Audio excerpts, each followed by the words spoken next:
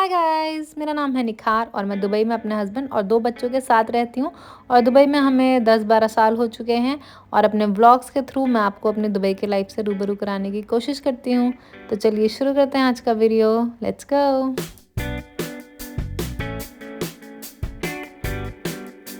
Hi guys, तो आज मैं करने जा रही हूँ अपने इस वुमेंस डे वाले गिफ्ट की अनबॉक्सिंग, जो कि है हेयर रिमूवल सिस्टम। और मैं इतना ज़्यादा बिजी हो गई थी उस टाइम पर, फिर हम लोग इंडिया चले गए थे। हालांकि मुझे बहुत डर लग रहा है ये सब चीज़ें ट्राई करने में। ये डिवाइस है इसका जो परमानेंट हेयर रिमूवल वाला है, बिकॉज मैंने ये सब चीज़ें कभी ट्राई नहीं करी हैं और मुझे एक्सपेरिमेंट्स करने में बहुत डर लगता है।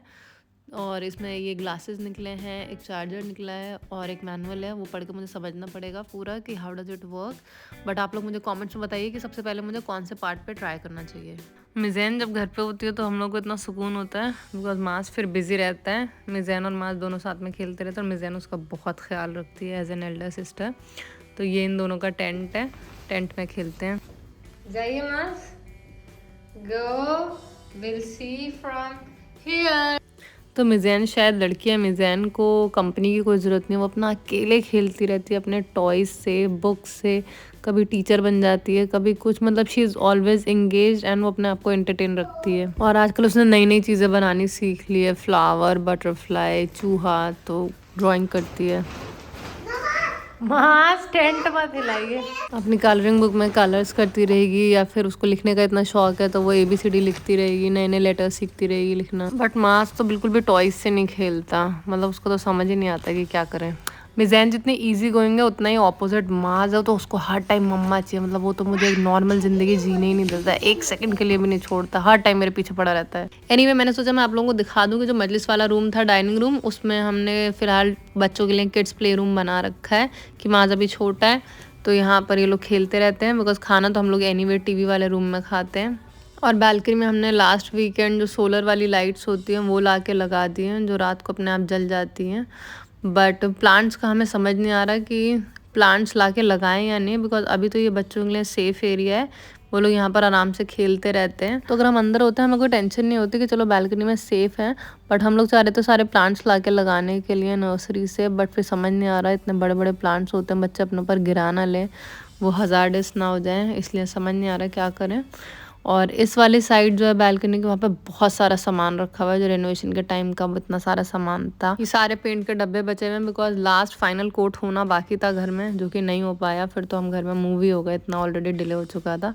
तो अब ये रख के क्या करेंगे, फेंकते हैं सब कुछ। तो वो आज हम लोग उसकी पूरी सफाई कर रहे हैं कि सारा जो बेकार सामान है वो सब फेंकें, ये पूरा क्लीन करें बालकनी, ताकि ये साइड भी डेंजरस ना हो बच्चों के लिए आने के लिए। बट हर चीज़ इतने पैसों की है तो फेंकने में दिल भी दुख रहा है। तो आप लोग बताइए कमेंट्स में क्या करना चाहिए, फेंक देना चाहिए, बालकनी क्लीन कर लेनी चाहिए, या रखे रहना चाहिए। और एक बढ़िया चीज़ मैं आप लोगों के साथ शेयर करती हूँ जो मुझे रिसेंटली पता चली। अगर आप लोगों ने मेरे इंस्टाग्राम पर रील देखी होगी, जब मैं मसरू से नाराज़ हुई थी, मसरू मेरे लिए फ्लावर्स लेकर आए थे।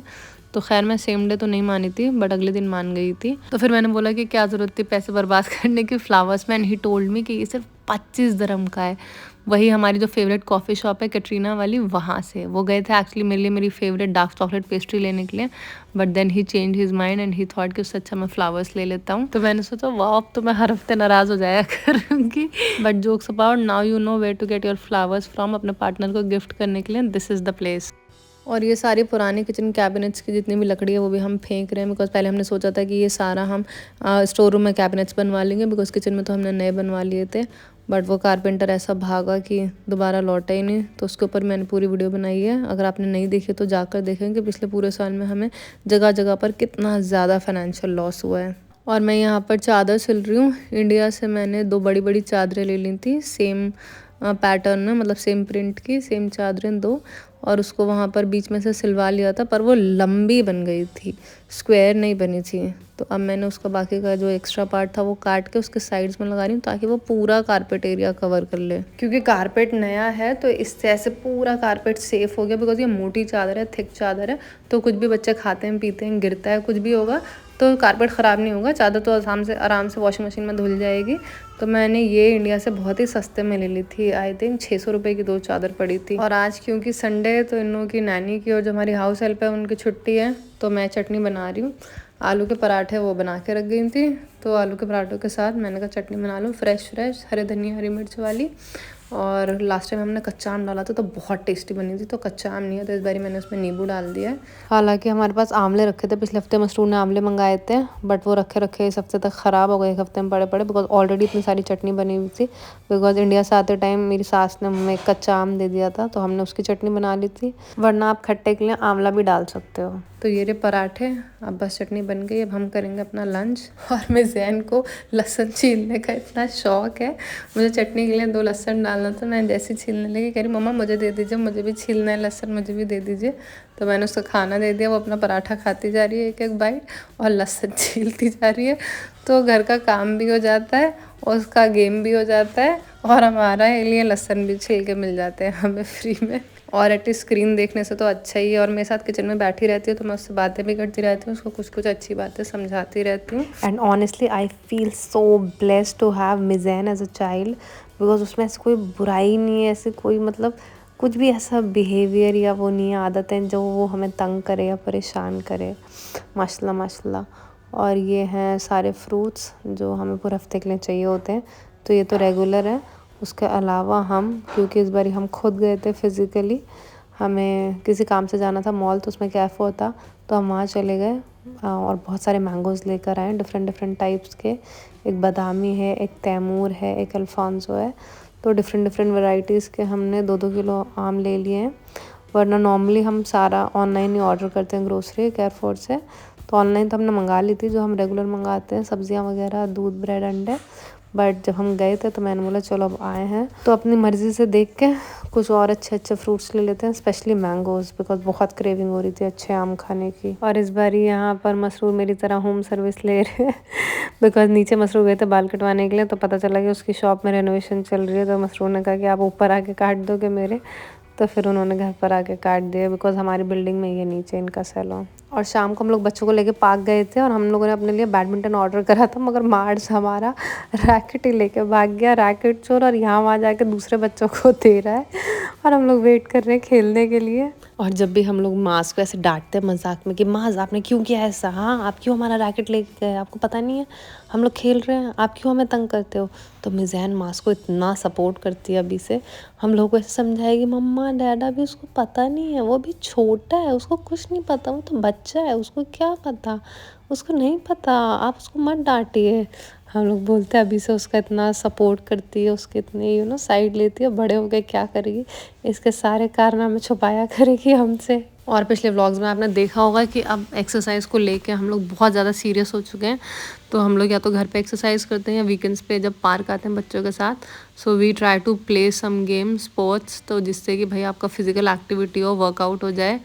तो जैसे स्विमिंग चले जाते हैं हम वीकेंड पे, या इस बार हम बैडमिंटन खेल रहे थे, बिकॉज उसमें भी इतना भागना दौड़ना कूदना पड़ता है कि काफ़ी एनर्जी लगती है, आपका हार्ट रेट भी इतना हाई हो जाता है। हालांकि हमने सोचा था हमारे घर के पास जो पार्क है जिसमें वो कोर्ट बना हुआ है, because it's an indoor game, तो वहाँ पर खेला करेंगे, बट वहाँ पर बच्चों के लिए झूले नहीं है, तो बच्चों की वजह से हमें इस पार्क में आना पड़ता है, और ये पूरा आउटडोर है, ओपन में, तो यहाँ इतनी हवा थी कि हम ठीक से खेल भी नहीं पाए। प्लस बीच बीच में बार बार बच्चे आ जाते हैं, तो बच्चों के साथ अपने लिए टाइम निकाल पाना, अपने वर्कआउट के लिए, अपनी हेल्थ के लिए, एक्सरसाइज के लिए बहुत मुश्किल है भाई।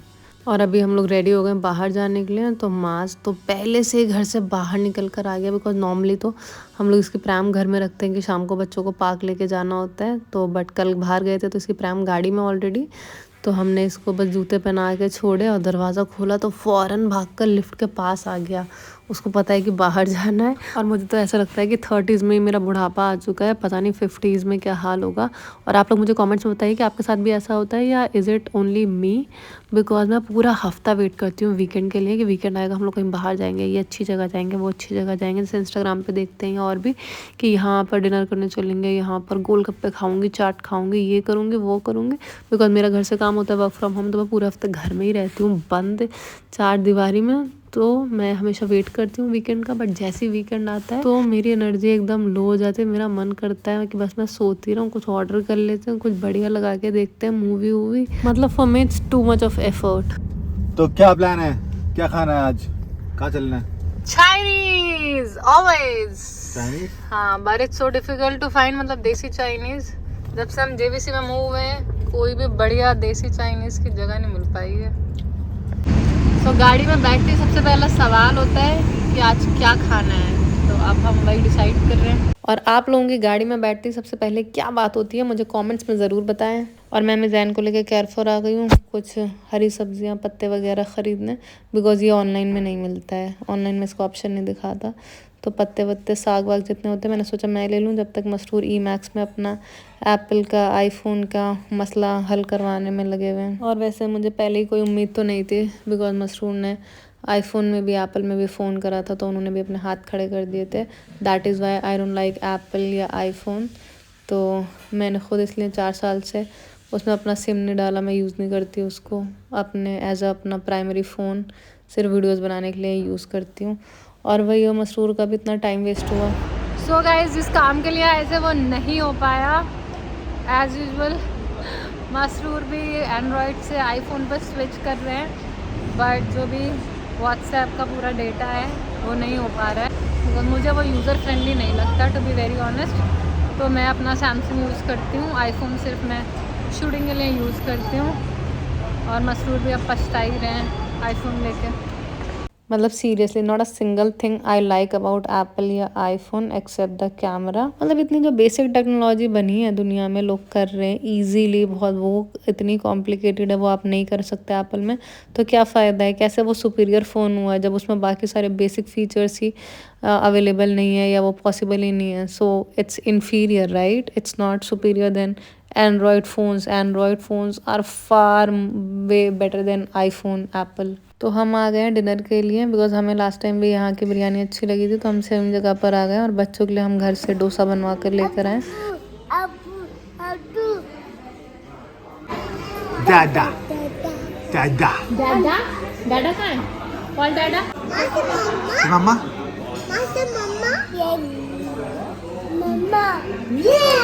और दादा जोर से दादा। तो इन दोनों के लिए घर से डोसा बनवा कर लेकर आए थे और हम लोगों ने अपने खाने का ऑर्डर दे दिया है। हमने कहा पहले इनको खाना खिला देते, इन दोनों के पेट भरे रहेंगे तो जब तक हमारा ऑर्डर आएगा फिर हम लोग भी सुकून से खा सकते हैं। तो ये लोग बस अपना डोसा खा रहे हैं और मैं जा रही हूँ रिसेप्शन से वो इमली वाली टॉफ़ी लेने। जैसे सौंफ रखी रहती है ना, इनके वहाँ पर इमली की वो टॉफ़ी रखी हुई थी तो मिज़ान और मैं जाकर वो ले आए, कहीं जाते टाइम हम भूल जाएं। नो नो कुल्ली नहीं।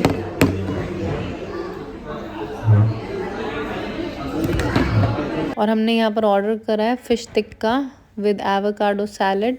तो ये यहाँ पर फ्यूजन मिलता है। तो लास्ट टाइम हमने यहाँ से दिल्ली का चिकन फ्राई लिखा था वो ऑर्डर करा था, बट वो हमें इतना मज़ा नहीं आया बिकॉज वो ऑथेंटिक फ्राई चिकन नहीं था, KFC टाइप का लग रहा था, क्रिस्पी।